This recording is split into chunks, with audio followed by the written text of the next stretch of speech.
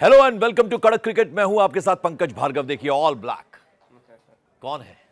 शानदार, बेमिसाल, जानदार राजीव मिश्रा। और ये आज देखिए मैंने इनको थोड़ा चिढ़ाया शिमला से, लेकिन आज ये फिर से मैं ब्लैक पहन के आया, ये भी ब्लैक पहन के आए। लेकिन बात आज खुशी की करेंगे, हम आगे करेंगे। शुरुआत कैसे करते हैं? शुरुआत ऐसे करते हैं कि हैंडशेक को इतना बड़ा मुद्दा बना दिया पाकिस्तान टीम ने कि उन्होंने तो अपने जो उनके कौन है मैच रेफरी हैं उनको भी कटघरे में खड़ा कर दिया और कह दिया, कंप्लेंट कर दी कि उन्हें हटाइए, भारत के खिलाफ जो मैच होंगे उनसे हटाइए। नहीं सुनी गई उनकी। और अब वो क्या कर रहे हैं? अब वो इशारे कर रहे हैं, कभी 6 डाउन। और कल आपने देखा हुआ साहिबजादा, भैया क्या 50 बना लिए तुमने, तुम वो गन फायर का कुछ।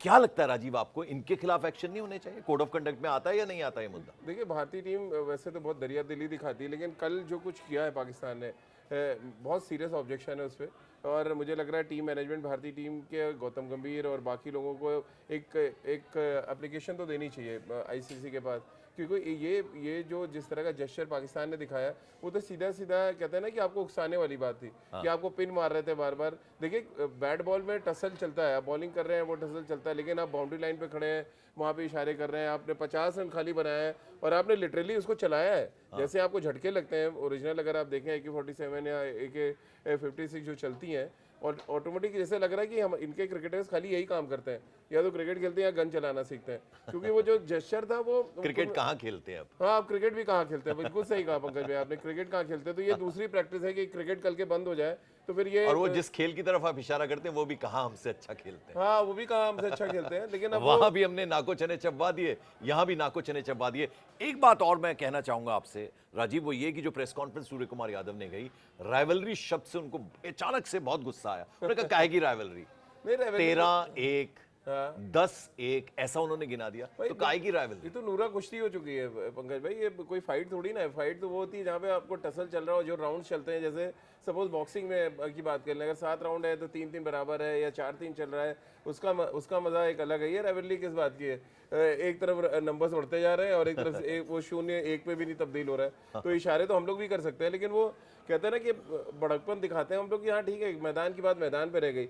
लेकिन मैं वापस आईसीसी से कहना चाहूँगा कि भारत भले ही कंप्लेन करे ना करे, बट हमारे हिंदुस्तान की तरफ से ये कंप्लेन है कि ऐसे इशारा करने वालों को बैन करना चाहिए। इनको लिटरली ये सिखाना चाहिए कि क्रिकेट के मैदान पे जेंटलमैन गेम है, आप उसको जेंटलमैन की तरह खेलिए। आप आतंकवादी जैसे व्यवहार मत कीजिए कि आप कोई गन चला रहा है, कोई 6 डाउन दिखा रहा है। इनको अभी सबक नहीं सिखाया पंकज भाई, अभी 2 करने और ऑपरेशन 11 सिंदूर करेंगे। जो है खत्म नहीं हुआ। हाँ, ये इनको बताना पड़ेगा कि ये खाली वो इशारे कर रहे हैं, पता चला कहीं कुछ सही में वाकया हो जाए तो क्या करेंगे उसका। बिल्कुल। तो ये आतंकवाद जैसी चीज क्रिकेट के मैदान पे आप मत लाइए। Cricket is a gentleman game, आप उसको रहने दीजिए। और आईसीसी से फिर गुजारिश है हमारे कड़क क्रिकेट के माध्यम से कि इनको बैन करना चाहिए दोनों खिलाड़ियों को। बिल्कुल। और अब जरा मैच पे आ जाए। जी, पहली बार कम से कम इतना तो हुआ कि हमें एक स्कोर दिया उन्होंने कि हम उन्हें बताएं कि हम चेस कैसे करते हैं।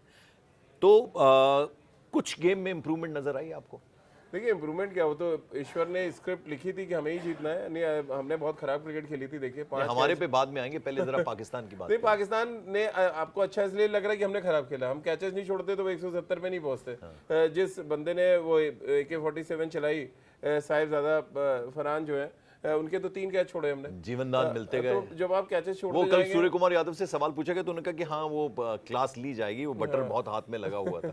हाँ, सहवाग से भी पूछा गया था जो कमेंट्री कर रहे कि आपने तो नहीं कहीं घी भिजवा दिया है। तो उन्होंने बोला कि यार भाई खाने के लिए भिजवाया था, हाथ में लगाने के लिए नहीं भेजा था। चलिए, ये तो खैर डिफरेंट मैटर है। बट देखिए, इंटरनेशनल क्रिकेट में आप 5 कैच एक मैच में छोड़ेंगे और उसके बाद मैच भी जीत जाएंगे। तो एक तो ये कि आपने मौका दिया, पाकिस्तान को पूरा मौका दिया कि आप जीत ले भैया। कॉम्प्लिसेंट होने की जरूरत नहीं है अभी। नहीं, कॉम्प्लिसेंट कैसे होगा? टूर्नामेंट थोड़ी जीता आपने अभी। आक्रामक जो खेल है उसको करते रहिए। हाँ, और आपने टूर्नामेंट थोड़ी जीता, आपने सिर्फ पाकिस्तान को हराया। अभी आपको टूर्नामेंट जीतने के लिए 2 मैचेस और खेलने हैं। आपको श्रीलंका को हराना है, बांग्लादेश को हराना है, और उसके बाद जो फाइनल में जो टीम क्वालिफाई करेगी आप उसको हराएंगे। तो क्वालिटी ऑफ क्रिकेट नहीं गिरनी चाहिए। जैसे जसप्रीत बुमराह का, बिल्कुल। मैं अब धीरे धीरे उन पे आने वाला हूं। मैं यही आपसे जानना चाह रहा हूं। देखिए, अब मैं बात करूं जसप्रीत बुमराह की, 45 रन उन पे पड़े, वो अपने रंग में नजर नहीं आए। और फिर बाकियों की बात, कैच छोड़ने की जो बात हो रही है वो भी बीच में एक स्टेज ऐसी जरूर आई थी कि थोड़ा सा चिंता की लकीरें नजर आनी शुरू हो गई थी।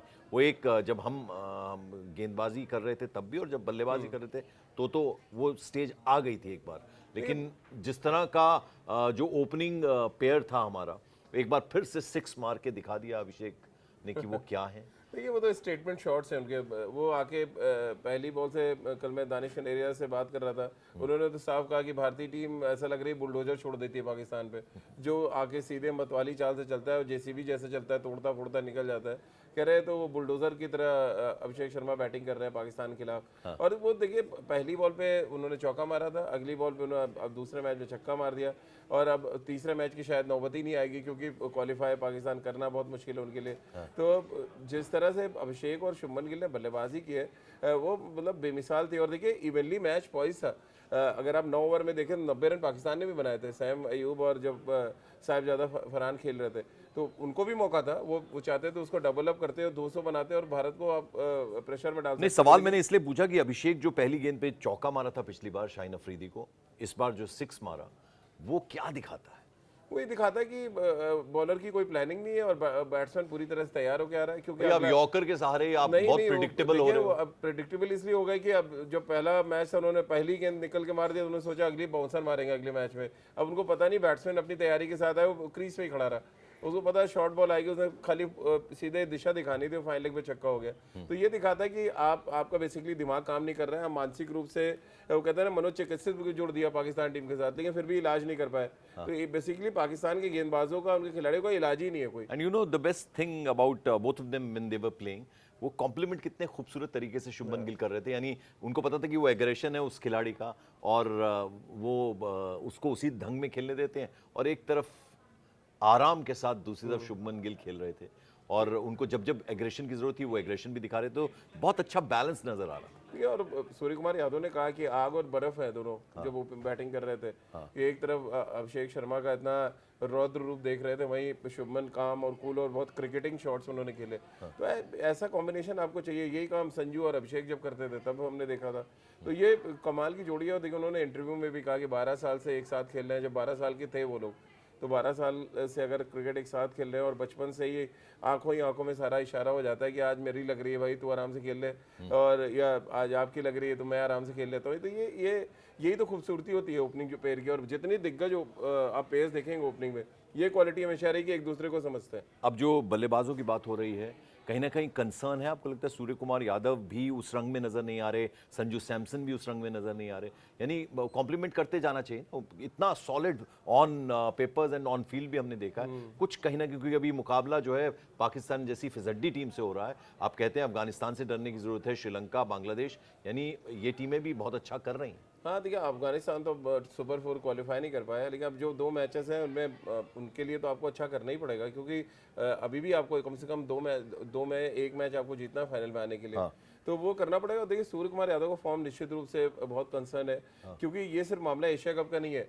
मैं आपको बता दूं, जब से कप्तान बने मैचेस तो वो जीत रहे हैं, 25 में से 21 मैच जीत चुके हैं, लेकिन बतौर बल्लेबाज 1 हाफ सेंचुरी है। अब आप देखिए कि एज अ कैप्टन उनका बैट अचानक कहते हैं ना रूट सा गया है। तो उनको कुछ जो शॉट्स है, मुझे लग रहा है उस पर्टिकुलर शॉट्स पे अब खिलाड़ियों ने या तो रिसर्च ज़्यादा कर लिया है, वो जो एक रिवर्स स्वीप मारते हैं या पैडल स्वीप करते हैं, पढ़ तो लिया है। थोड़ा सा उनको मतलब ये शॉट थोड़ा देर के लिए अवॉइड कर देंगे तो मे बी फॉर्म वापस आ जाए, देन वो शॉट लगने लगे। तो कभी कभी होता है ना कि सचिन ने जैसे कवर ड्राइव मारना छोड़ दिया था जब ऑस्ट्रेलिया में थे और फेल हो रहे थे, तो कहीं आप लेसन ले सकते हैं। देखिए जीत हो रही है तो सब छुप जा रहा है, नहीं अदरवाइज सूर्य कुमार यादव का फॉर्म निश्चित रूप से आपने सही कहा बहुत कंसर्न है, बड़ा कंसर्न है। थोड़ा संजू सैमसन पे बोलिए, फिर मैं एक और खिलाड़ी की बात करूंगा। ये संजू तो मुझे लग रहा है ठीक ठाक बैटिंग कर रहे थे, एक आड़ा शॉट उन्होंने मारा और उस पर मिस कर गए। देखिए बहुत डिफिकल्ट है पंकज भाई, T20 में जब आप लगातार ओपन कर रहे हो, सडनली आपको नीचे कर दिया जाए, या नंबर 5 और 6 पे आपको बैटिंग के लिए करा जाए, देन आपको मतलब बहुत कुछ चीज़ें एडजस्ट करनी पड़ती हैं।